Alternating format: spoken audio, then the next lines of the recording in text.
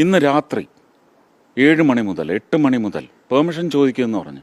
വിളിച്ച് ചോദിച്ചപ്പോൾ പറഞ്ഞു ഞങ്ങൾക്ക് ഇലക്ഷൻ ഡ്യൂട്ടിയാണെന്ന്. 19-ാം തീയതി രാത്രി 20-ാം തീയതിയൊക്കെ ഏത് പോലീസുകാരനാണ് ഇലക്ഷൻ ഡ്യൂട്ടി?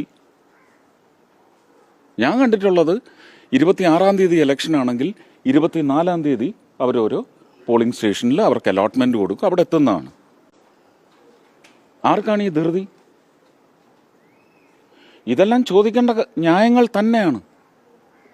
അത് ഏത് പാർട്ടിയുടെ ഇടപെടൽ അതിലുണ്ടെങ്കിലും അന്വേഷിച്ച് കണ്ടെത്ത്.